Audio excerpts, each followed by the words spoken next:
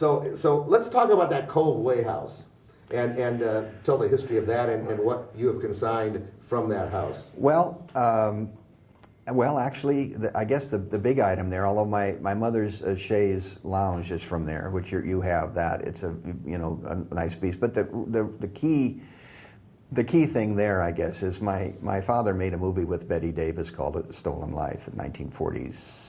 Actually, he made it before Gilda, but Gilda came out first.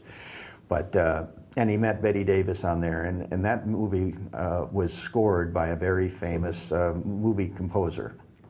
And so I think that's when he first met this gentleman. And I'm going to tease the audience by not saying the name yet.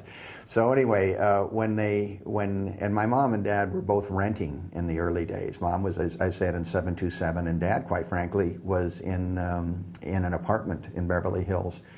And they ended up renting a house, another house, together when they got married, but they didn't own anything. And finally, my mom and dad decided when my dad did Gilda and he had some money and Mom was working, she went to Europe and did a command performance in England at the I can't think of it, but at any rate, the Palladium, and so at any rate they got some money. Met the Queen too, right? Yeah, oh yeah, and got some money, and they decided to buy this house. And from what I understand, Dad remembered the man who scored the movie and talked to him, and it was his house.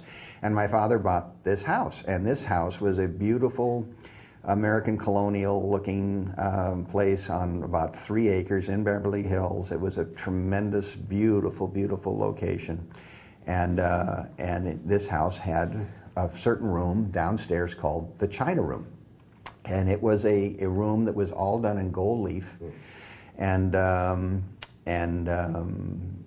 that was a room where, I'm going to tell you the name now, Max Steiner scored Gone with the Wind, Casablanca, and every other great... Just a few incidental films. A few films. So everybody should look up Max Steiner, and that is his music room, and he had a piano in that room. Not one of the... I don't have that piano. No. But you have those... But I have those panels. Yes. So Mom sold the house in the late 60s, and I went by because I was so forlorn about the house being sold, and I saw them ripping the China Room apart. So I pulled in the driveway. They were going to convert this into a garage. And so I said, would you please wait while I go home to Dad's house around the corner on Oxford. And I got my screwdriver and my hammer and my stuff, and I was able to salvage a few of those panels. And so you have those panels today from Max Steiner's China Room. And they're kind of important because, I mean, if I don't know, that's where he went for his they're like a inspiration talisman for me. I mean, yes. I would go by those and touch those and think, that's where, Feel the first, I mean, it's kind of, you have to be a real movie junkie to appreciate. Right, yeah, but I mean those panels, in effect, were the first ones to hear the strains of Gone with the Wind, the theme. So they're magical. Again, it's like the goggles and the thing. I mean, the goggles and the face mask. It's an odd item, but yet filmically, well, first of all, they're one of a kind. Yes.